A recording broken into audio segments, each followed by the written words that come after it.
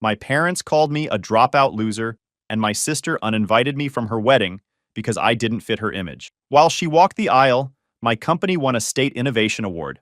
Now they want coffee, forgiveness, and a bailout I'll never give them. Hey, Reddit.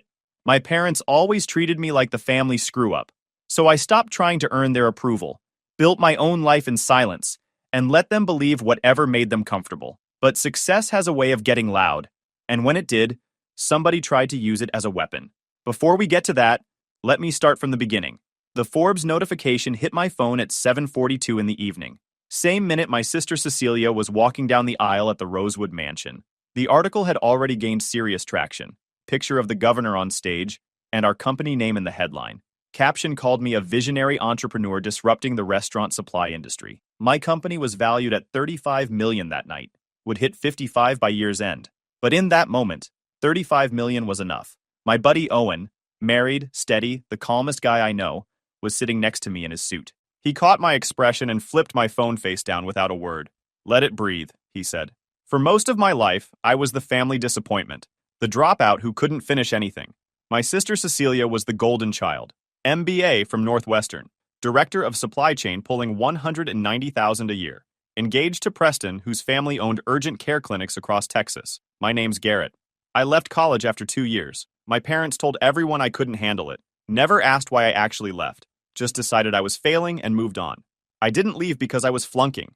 I left because I finally saw the math. That spring, my days looked like this. Class, shift at Lucky's, then Owen's apartment with my laptop open until my eyes felt gritty. I wasn't studying. I was building. One morning, I walked into a lecture and realized I couldn't tell you what the professor had been talking about for 10 minutes. Not because it was hard, because my brain was at a bar inventory screen that didn't exist yet. After class, I stopped by the academic office, asked about taking fewer credits. The woman behind the counter slid a paper across the desk. Numbers that meant one thing. I'd be paying for school to sit in a room thinking about a company I wasn't allowed to build. That night, Owen and I sat in his apartment with a spreadsheet open between us. Not a dream spreadsheet, a brutal one. What it would cost to stay, what it would cost to leave. Owen pointed at the line that mattered. If we wait 2 more years, he said, someone else builds it, and we go back to pouring drinks for people who don't know what inventory is. I thought about my parents, about their pride in the idea of a degree, not in me, in the paper. So I withdrew the next week. My parents heard dropout. I heard start. Every family dinner followed the same script. Cecilia talking about logistics optimization and quarterly targets. Preston chiming in about expansion plans and foundation work. Mom beaming like Cecilia had cured cancer. Me? I'd mention landing an account. Mom would get this pinched look and change subjects fast. That's nice, Garrett. Cecilia, tell everyone about your promotion. The worst part wasn't the invisibility. It was the active contempt. Last Christmas, Dad pulled me aside in the kitchen. Try not to embarrass us tonight, he said, his voice low. He glanced back toward Preston's father, then looked at me like I was a problem to manage. I was 26 years old, running a company, and my father was telling me to be quiet. I stayed for another hour, then left without saying goodbye. Owen was the only person who knew everything, my brother in every way that mattered. Owen and I met sophomore year at UT Austin, both working part-time at this campus bar called Lucky's. Management was garbage. Owner couldn't track inventory to save his life. We were sitting in Owen's apartment at 3 in the morning after a double shift, dead tired, eating $2 gas station tacos. We could build something better, Owen said, his voice flat, exhausted, not dreamy, just stating a fact. I'd been thinking the same thing for months. Every restaurant and bar we delivered to had the same issues. Couldn't track orders. Couldn't manage supplier relationships. The software options were all garbage. Either $50,000 a year enterprise systems or cheap junk that barely worked. What if we built something specifically for restaurants and bars? I said. Equipment sourcing, supplier management, inventory tracking. One platform. Owen looked at me. Really looked. We'd have to stop pretending this was a side thing. Probably. Your parents would lose their minds. Definitely. We sat there in silence. Then Owen held up his last taco like a toast. We build it or we beg forever. That became our thing. Our creed. Owen launched full-time with me. We called the company Kitchen Sink, restaurant equipment sourcing and inventory management. Restaurants paid us a percentage of savings, plus a monthly platform fee. First year, 42 customers, $6,800 a month. Year 2, a restaurant owner in Dallas called me crying. Said we'd saved his business. That call made everything worth it. Year 4, 1,800 customers in 12 states, 4 million a year. Team of 19. January this year, Series B closed. 35 million valuation. My parents thought I moved boxes in restaurant supply. That wasn't an accident. After the way they talked to me, I kept my answers small on purpose. And I kept my distance. Saw them maybe 3 times a year. Always at their house, always on their terms. My parents weren't online people. They didn't read business news. If it wasn't Cecilia's world, it didn't exist. Owen didn't do speeches. He did actions. And when he was angry, he got quieter, which was worse. The one thing Owen couldn't do was let things slide. If something needed fixing, he'd work himself ragged before asking for help. There was one dinner that made it official. Random Sunday. Just my parents, Cecilia, Preston, and me around the table. Dad asked, "So, Garrett, how's work?" He said it the way you ask a kid how their lemonade stand is doing. "Good," I said. "Busy. Still, restaurant supply?" Mom asked. I nodded. "Yeah, we help places keep things organized." Preston laughed softly. "So, you're basically the guy who makes sure forks show up on time." I didn't correct him, just let his version sit on the table between us. Dad leaned back. "Well, it's honest work." Mom reached for Cecilia's hand instead. "And you, honey, how's the new role?" The dinner snapped back into its usual orbit. I watched the subject change. My name brushed aside like crumbs. So I stopped trying to educate them. Wedding planning started 14 months before. Cecilia wanted perfect. $180,000 at the Rosewood Mansion. Preston's family kicked in $90,000. My parents mortgaged their house for the rest. "This is once in a lifetime," Mom said at the engagement party. "Cecilia deserves the wedding of her dreams." I was standing right there. I was supposed to be a groomsman. Got measured for a tux. Then Preston wanted only business school friends in the wedding party. Better optics. Lost the tux deposit. 3 weeks before the wedding, the text came. I was in the kitchen sink office Tuesday night. Just closed a deal with a restaurant group in Florida. 42 locations. $18,000 a month in recurring revenue. I was reviewing the contract when my phone lit up. Cecilia. "Hey, need to talk about the wedding." "Okay." Preston's parents have been asking about family. They're really particular about image. "We think it would be better if you didn't come. You'd probably feel more comfortable anyway." I stared at the message, read it 3 times. My throat felt tight in a way I hated.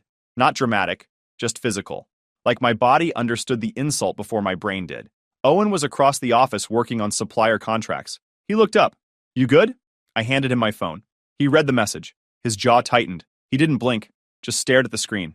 "What are you going to do?" I typed back one word. "Understood." Owen handed my phone back. Said nothing. Didn't need to. My phone rang immediately. Cecilia calling. "Garrett, don't be dramatic about this." "I'm not. You said don't come." "I'm not coming. It's just, they're particular. Preston's family. They know everyone. And you, it's just a certain crowd. Crystal clear. This isn't personal. We'll do dinner after. That Italian place you like." "Sure, Cecilia. Enjoy your wedding." My voice came out steady. Empty. She should have caught that. "Garrett, come on!" "Don't make this a whole thing." "I'm not making it anything. You made it clear where I stand. Don't call me after the photos." I hung up before she could respond. Owen was watching me. "You okay?" "No." "Good. You shouldn't be." The next day, Mom called. I almost didn't answer, but I needed to know if she was in on it. "Hi, sweetheart. I heard about the wedding situation." "The situation?" "Yes. And I wanted to call because, well, let's be fair here. Cecilia's under a lot of pressure." "Let me stop you right there," I said. My jaw was tight.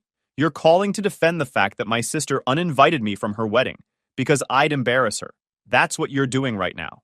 "I'm not defending it. I'm trying to help you see it from her perspective. I see it perfectly.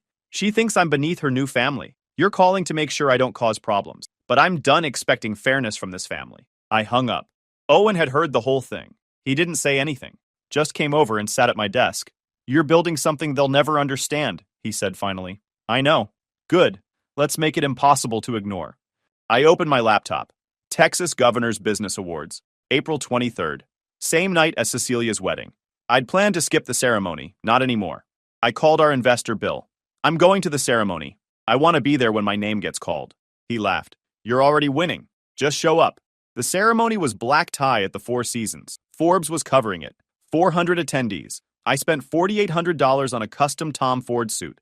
Another $800 on shoes. Owen matched me. We looked like we owned boardrooms. Night of the ceremony, we rode together. Didn't talk much. That was our way. "You ready for this?" Owen asked as we pulled into the hotel. "Been ready?" The ballroom was massive. crystal chandeliers, round tables with white linens, stage with huge screens, 400 people in formal wear network. We sat at a front table with Bill, our CFO Hannah, and two early investors, both of them grinning like proud parents. Their ceremony started at 7 in the evening, same time as Cecilia's ceremony 200 miles north. But Cecilia didn't walk until later, right when my phone would light up. They dragged it out the way these events always do, applause rising as the categories narrowed. Then the governor took the microphone for first place. The room went silent. "Our first place winner represents the kind of innovation Texas needs," she said. "In just 4 years, they've built a company valued at $35 million, serving restaurants across multiple states." The massive screens lit up with kitchen sink, screenshots of our platform, customer testimonials, growth charts. "Please welcome to the stage Garrett and Owen, co-founders of Kitchen Sink." We stood up together, walked to the stage side by side, shook hands with the governor. The room exploded in applause. The trophy was heavy, crystal with brass accents, both our names engraved, real, substantial. The governor smiled. "Tell us what inspired you to build Kitchen Sink." I took the mic. Owen stood beside me, solid, present. "We saw restaurant owners getting crushed by broken systems," I said. My voice carried through the room. "They couldn't negotiate with suppliers, couldn't track inventory. We wanted to level the playing field. And you both left college to pursue this?" "Yeah. Hardest decision we ever made. Our families didn't understand. They thought we were throwing our lives away." The audience laughed. Some nodded. "Turns out we were building them, just not the way they imagined." The room erupted. Standing ovation. Owen was grinning beside me. Hannah had tears in her eyes. We posed for photos with the governor, flashes going off constantly. She leaned in during one shot and said quietly, "This story's going to resonate." "I hope so," I said back. Forbes posted pictures on social media later that night. Tagged us, tagged Kitchen Sink, tagged the governor. Caption read, "Garrett and Owen, 26 and 27, receive prestigious Governor's Award for Innovation after building a $35 million company revolutionizing restaurant supply." My phone was going crazy in my jacket pocket, vibrating nonstop. Owen reached over and put his hand on my shoulder. "Stay here." We spent the next 2 hours networking, reporters wanting interviews, CEOs asking about our growth strategy, investors pitching Series C discussions. A reporter from Austin Business Journal caught me near the bar. "What advice would you give young entrepreneurs without family support?" My throat tightened for a second, but I answered. "Build it anyway," I said. "The people who truly love you will celebrate when they see your success. And if they don't, you've built something even more valuable. You've built your independence." She wrote it down, nodded, moved on to her next question. At 10 that night, I finally checked my phone in the bathroom. 89 unread messages. Mom. Time-stamped 7:51 in the evening. Garrett, I'm seeing pictures of you with the governor. Is this real? Call me, please. Dad. 8:23 in the evening. First time his text didn't sound annoyed. It sounded shaken. We need to talk. What we're seeing online. Cecilia. 9:17 in the evening. My wedding guests are all on their phones looking at your Forbes article. You did this on purpose. You wanted to ruin my day. I showed Owen. He read them, shook his head. Let it sit, he said. Don't give them the satisfaction of an immediate response. We got back to the office around midnight. Owen grabbed 2 beers from the office fridge. We sat in the dark, our ritual after big moments. You think they'll actually apologize? Owen asked. No, they'll make it about them, about how embarrassed they are. He was quiet for a while. Then, you good with that? Yeah, I don't need their approval anymore. I meant it. The next morning, the real flood started. Mom called at 8 in the morning. I was on a run. Let it ring. She called again, and again. I finally answered at 10, standing outside a coffee shop. Garrett, what is going on? Hi, Mom. Don't hi, Mom, me. Forbes, the governor, a $35 million company. You kept this from us. You never asked what I actually did. You said restaurant supply. I supply restaurants, with equipment and technology, and I own the company doing it. Silence on the other end. I could hear her breathing, processing. Why didn't you tell us? Her voice cracked a bit, but I'd learned not to mistake emotion for accountability. If I'd told you 4 years ago I was starting a company, that I left school to build something, would you have supported me? More silence. You have to understand, Garrett. We were worried. You dropped out. You had that tiny apartment, that old car. I was reinvesting everything into growth. That's how you build companies. But you didn't ask. You just assumed I was failing and treated me accordingly. We didn't know that. You didn't ask. For 4 years, you treated me like a failure. You compared me to Cecilia at every single dinner. You dismissed everything I said. You told me I was a pathetic loser. You said you wished you'd raised me better. And now you're upset you didn't know I was succeeding? No yelling, no anger, nothing for her to deflect. We were frustrated. We didn't mean those things. You said them. You meant them at the time. That's called having consequences, Mom. She tried to keep talking, started crying, started making it about her feelings. I hung up. Owen walked up with coffee. Heard the whole thing. Proud of you, he said. Preston called Owen's phone that evening. Smart. Owen put it on speaker. This is Owen. Preston here? Is Garrett available? Depends what you want. Garrett's Forbes feature created complications. My parents are asking why he wasn't at the wedding. It's making us look bad. We need damage control. Maybe Garrett could post something supportive. Owen's face stayed neutral. Let me get this straight. You uninvited Garrett because he'd embarrass you. Now you're embarrassed he's successful. And you want him to fix your reputation. It's not like that. It's exactly like that. Garrett's not interested in performing for your family's image. Owen hung up. That was clean, I said. Cecilia showed up at our office 3 days later. Owen intercepted her at reception and sent her away. She wanted to apologize, he said when he came back. I told her to write it down and mail it. Then, the extended family call started. Aunt Kelly with her just trying to keep the peace energy. A cousin I hadn't spoken to in 2 years, all saying the same thing. Be the bigger person. It's family. I blocked them all. I thought the phone calls were the worst of it. I was wrong. 3 days after the awards, Helen Cordovan posted on social media a family photo from the wedding. Caption read, "Grateful for family and everyone who showed up." The comments filled with congratulations. Then I saw it. My mom had liked the post. Not commented, just liked. Quiet support that said everything. Owen showed me Cecilia's post the next day. A quote graphic. White text on gray background. Sometimes the people who hurt you most are the ones who claim to love you. Her caption, learning hard lessons about loyalty lately. The comments were sympathetic. Stay strong. You deserve better. But it got worse. A Dallas Society blog picked it up. Dallas Social Scene, written by someone named Meredith. Owen found it first. Someone in his wife's book club group chat had forwarded the link. He brought his laptop to my desk. You need to see this. The headline, Rising Star's Wedding. Overshadowed by sibling drama, sources say brother's timing was intentional. The article painted me as bitter, jealous, attention-seeking. Quoted sources close to the family, saying I'd always struggled with my sister's success. One line stood out. Friends described the bride as devastated that her special day was used as a backdrop for her brother's business publicity stunt. No names, no facts, just implications. The article got shared in Dallas social circles. People I'd never met were commenting. Most sided with Cecilia. I read it, felt my jaw tighten. My hands stayed steady, but my ears were ringing. They're really doing this, I said. Yeah, they're trying to make me the villain. I sat there, thought about responding, correcting the record. Then I realized that's exactly what they wanted. A public fight. We ignore it, I said. Owen's jaw was tight. We could respond. Set the record straight. I've got the text thread where Cecilia uninvited you. No, that's what they want. A fight they can spin. They're calling you a publicity stunt. We have proof. I know, but responding makes it bigger, makes it real. Right now it's a society blog nobody outside Dallas cares about. Owen stared at me, then exhaled like it hurt. You're right.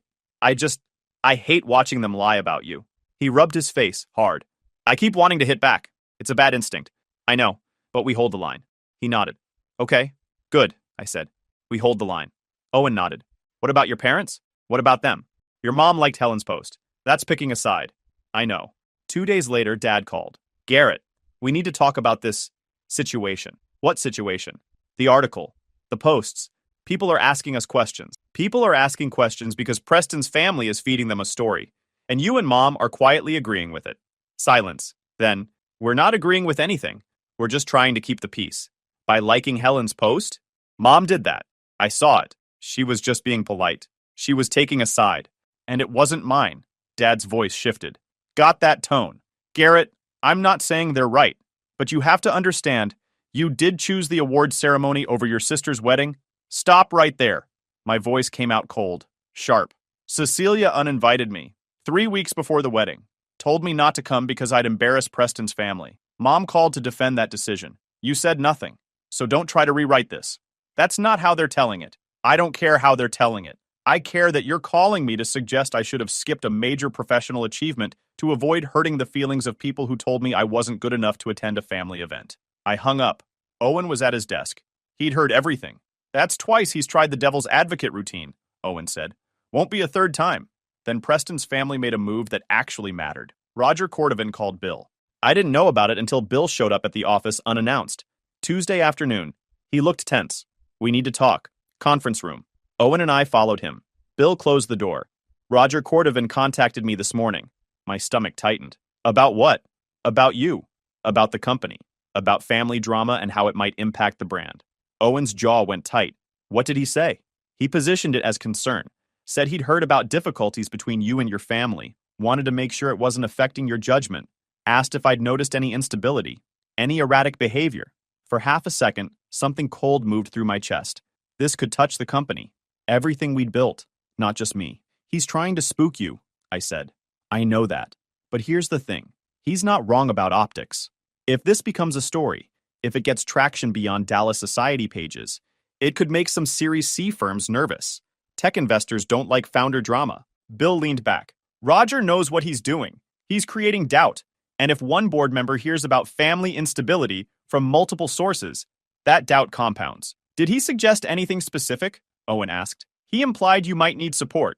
Maybe a more experienced CEO to take pressure off. He mentioned having connections with executive recruiters. I felt the anger rising, forced it down. He's trying to push me out of my own company. He's trying to create conditions where pushing you out looks reasonable. That's more dangerous. We sat there, the weight of it settling. What do you want to do? Bill asked. Nothing. Garrett, I'm serious. We respond by doing exactly what we've been doing.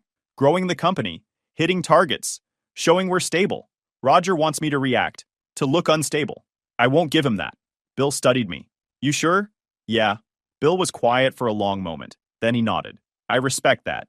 And for what it's worth, I told Roger exactly that. Told him I've worked with hundreds of founders, and you're one of the most grounded people I've met. Then I told him not to contact me again. Thank you.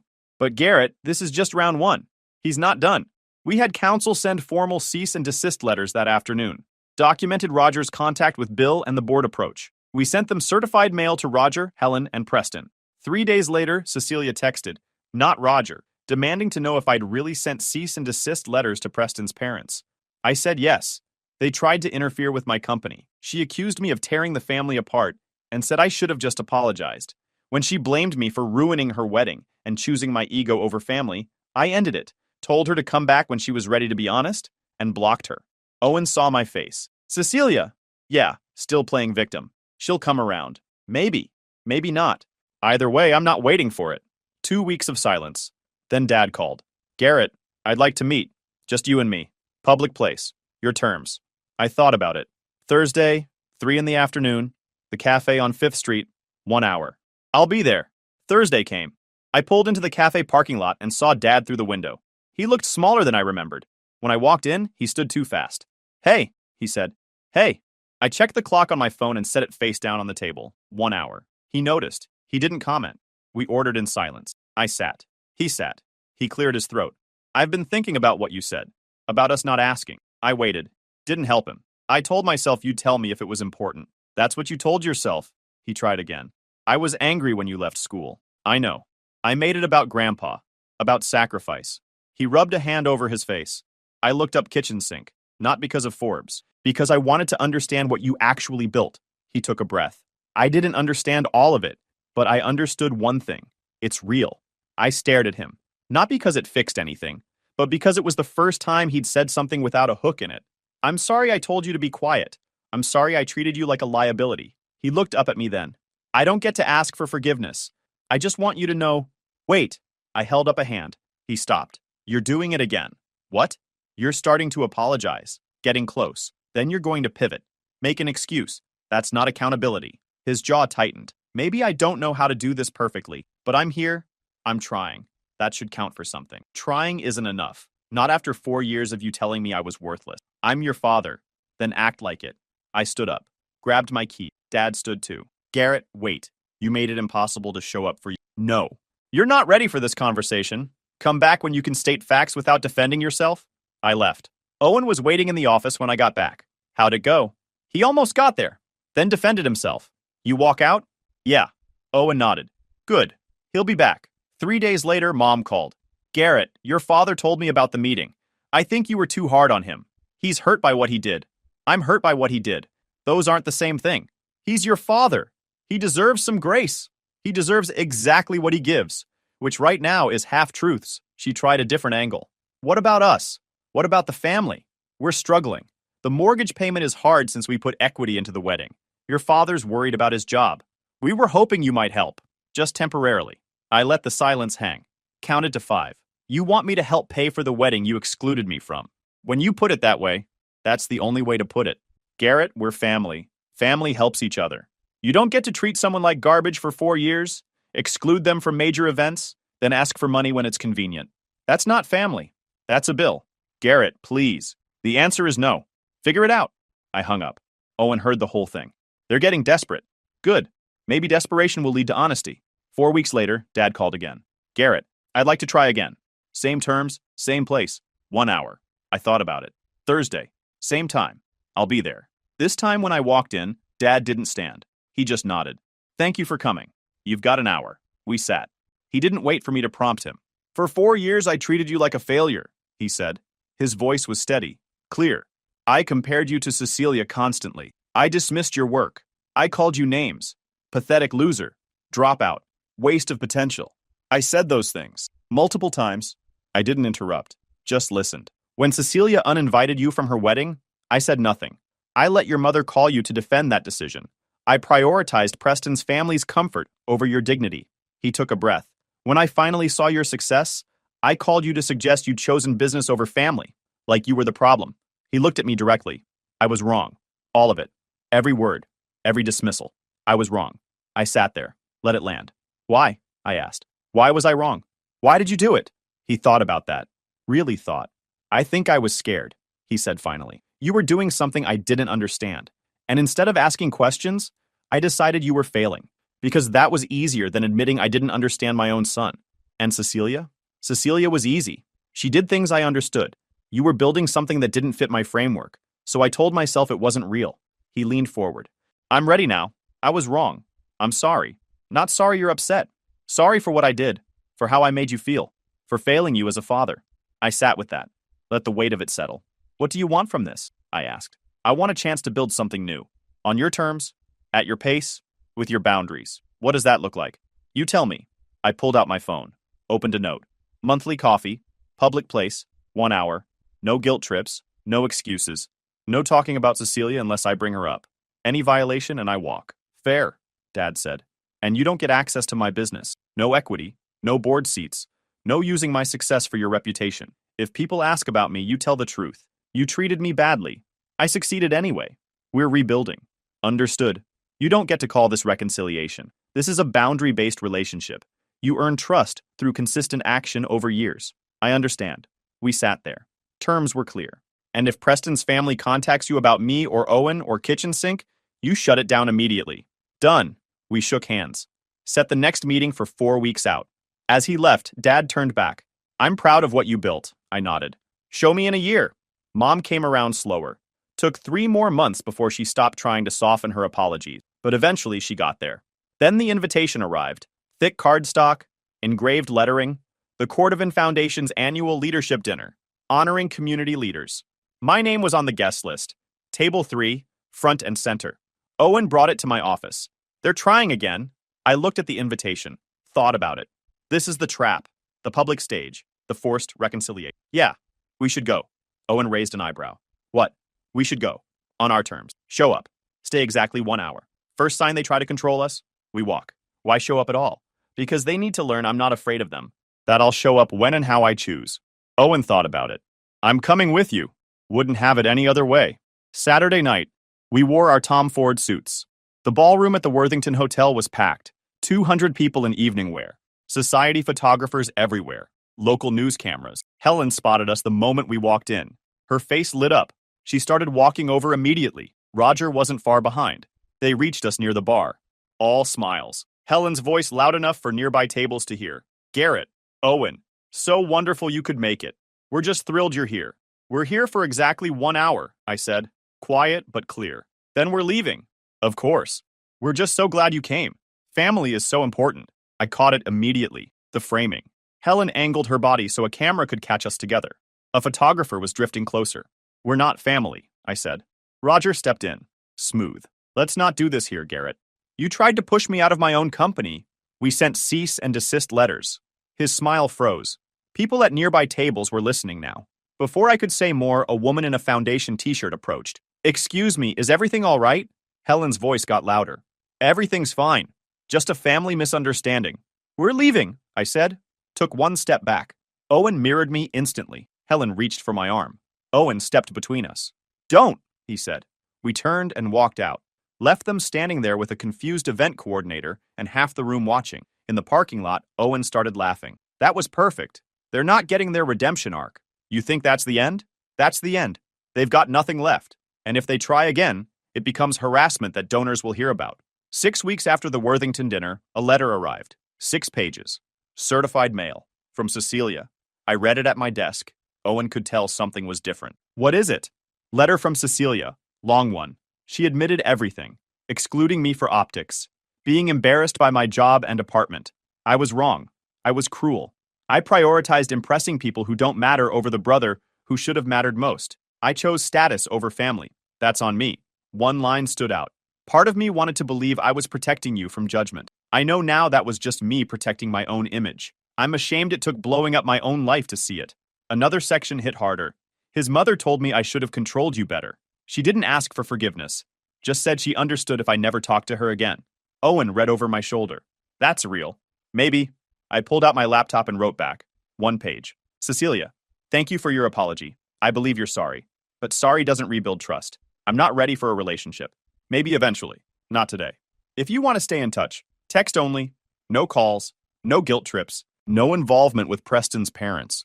If you can respect those boundaries, we can text occasionally. If not, we're done. Garrett mailed it. Didn't hear back for weeks. When she finally texted, it was simple. Thank you for the boundaries. I'll respect them. Over the next 6 months, things stayed quiet. Mom and Dad showed up monthly, asked real questions. No guilt trips. Cecilia texted occasionally, never dumped emotion, kept it simple. She moved to Houston. New job, started over. Preston's family stayed blocked, permanently. Kitchen sink closed Series C in December. $55 million valuation. On track for $8 million in revenue, 26 states, 32 employees. I kept my parents on monthly coffee, kept Cecilia on text only, built a life on my terms. Owen and I were at the office late one night the following February, year 5 of the company. Everyone else gone. Gas station tacos. He raised his taco like a toast. Still a dropout? Dropped out of being their punching bag. He laughed. That's better. We sat in comfortable silence. You good with how it played out? Owen asked. Yeah. I got what I needed. My phone buzzed. Text from Dad. See you next week for coffee. Looking forward to it. Simple. No demands, just showing up. Another text. This one from Cecilia. New job is going well. Thank you for the boundaries. They help. No dramatic reconciliation. No tearful reunion. Just people learning to show up differently. Owen stood, grabbed his keys, heading home. You good? Yeah. He paused at the door. We built something. Not just the company. The whole thing. Yeah, we did. After he left, I sat there for a while. Thought about the path from that 3 a.m. conversation to here.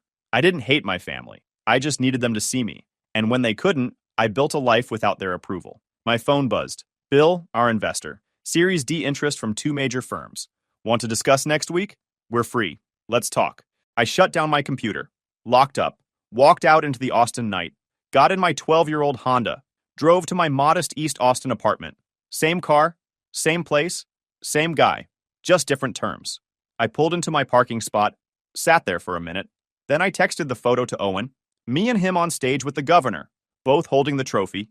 We build it or we beg forever. Owen. Damn right. I went inside. Sat on my couch. Cracked open a beer. Somewhere in Dallas, Cecilia was figuring out who she was without Preston's approval. But here in this small apartment, I was exactly where I needed to be.